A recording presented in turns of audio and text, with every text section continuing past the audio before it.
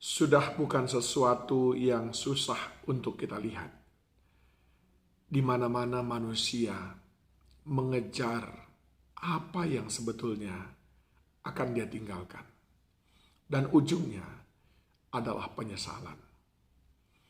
Ketika seorang ayah ataupun suami terbaring di rumah sakit dan sudah mendekati azal, dia biasanya memberikan nasihat kepada anak-anaknya. Dan salah satu nasihat yang disampaikan biasanya adalah akan kegagalan-kegagalannya.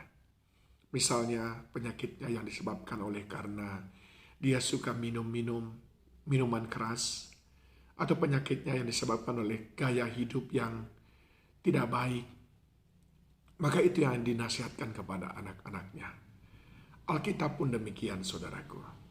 Paulus menasihati Timotius tentang manusia pada akhir zaman. Di dalam 2 Timotius pasal yang ketiga, saya cukup mengutip ayat yang keempat. Beberapa ciri manusia di akhir zaman dikatakan suka mengkhianat, tidak berpikir panjang, berlagak tahu, lebih menuruti hawa nafsu daripada menuruti Allah. Dua sifat yang saya ingin sampaikan adalah tidak berpikir panjang, sehingga lebih menuruti hawa nafsu daripada menuruti Allah.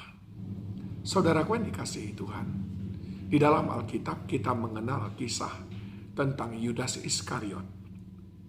Dicatat di dalam Matius 27 ayat 1 sampai dengan 5. Ketika hari mulai siang, semua imam kepala dan tua-tua bangsa Yahudi berkumpul dan mengambil keputusan untuk membunuh Yesus. Mereka membelenggu dia lalu membawanya dan menyerahkannya kepada Pilatus, wali negeri itu. Pada waktu Yudas yang menyerahkan dia melihat bahwa Yesus telah dijatuhi hukuman mati, menyesalah ia. Lalu ia mengembalikan uang yang 30 perak itu kepada imam-imam kepala dan tua-tua. Dan berkata, aku telah berdosa karena menyerahkan darah orang yang tak bersalah. Tapi jawab mereka, apa urusan kami dengan itu? Itu urusanmu sendiri. Maka ia pun melemparkan uang perak itu ke dalam bait suci. Lalu pergi dari situ dan menggantung dirinya. Sampai di sini saudaraku yang dikasihi Tuhan. Apa yang kita lihat di sini adalah sesuatu yang sangat-sangat mengenaskan. Mengapa? Ya, Yudas Iskariot, sang bendahara itu, memang terobsesi sekali dengan uang, dengan harta.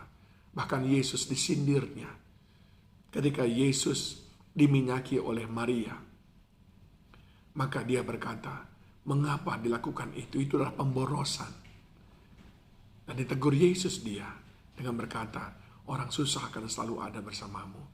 Karena Yudas Iskariot berkata, ayo kita berikan saja uangnya kepada orang-orang miskin. Padahal maunya dia adalah uangnya untuk dia. Demikian dia terobsesi untuk mengejar, menuruti hawa nafsunya daripada menuruti Allah. Menuruti hawa nafsunya daripada menuruti Yesus. Dan dia tidak berpikir panjang. Akhirnya apa yang dia lakukan? Dia menjual Yesus. Dia menjualnya. Dia tidak berpikir panjang. Sampai akhirnya apa yang terjadi, saudaraku? Dari apa yang kita baca tadi, ayat yang ketiga. Pada waktu Yudas yang menyerahkan dia melihat bahwa Yesus telah dijatuhi hukuman mati, menyesalah ia. Lalu ia mengembalikan uang yang 30 perak itu kepada imam-imam kepala dan tua-tua. Yang pertama, saat saudara lebih menuruti hawa nafsu daripada menuruti Allah, yaitu dengan mengejar segala keinginan duniawi ini, akan ada sebuah titik ataupun ujungnya, yaitu penyesalan. Seperti Yudas Iskariot, akan terjadi sebuah penyesalan. Itu yang pertama, saudaraku. Dan sayang sekali ketika penyesalan itu datang, sering sekali seperti kata pepatah, nasi sudah jadi bubur. Sering sekali kita memang memiliki kesempatan kedua, ketiga, keempat, kelima.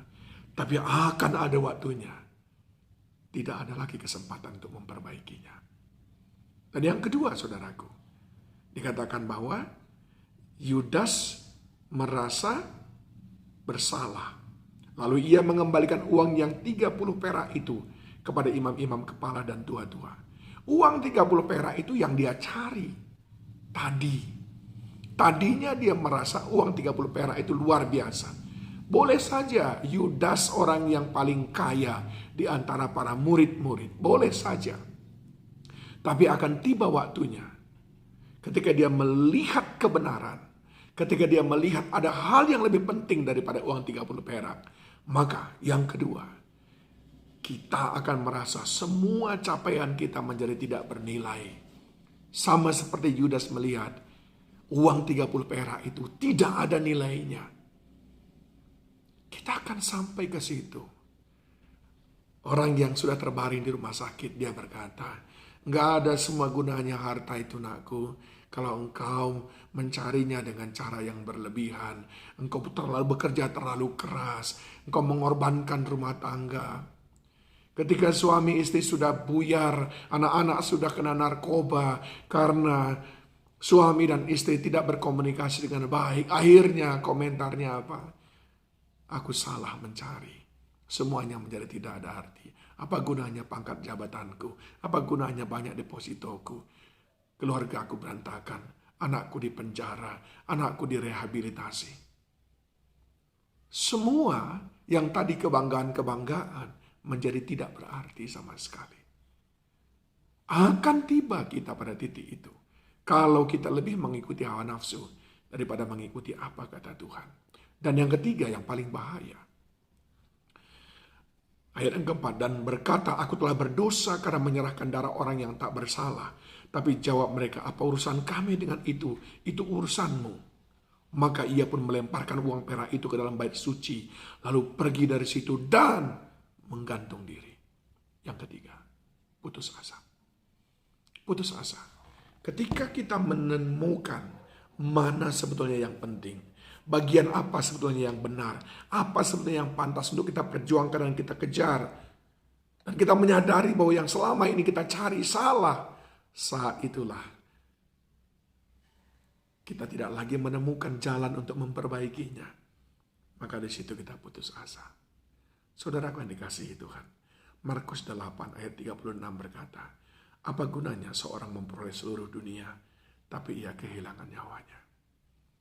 Mari dengar baik-baik. Hei manusia akhir zaman. Mereka suka mengkhianat, tidak berpikir panjang, berlagak tahu. Lebih menuruti hawa nafsu daripada menuruti Allah. Mari kita waspada. Cari yang paling utama, yaitu kerajaan Allah dan kebenarannya. Tuhan memberkati.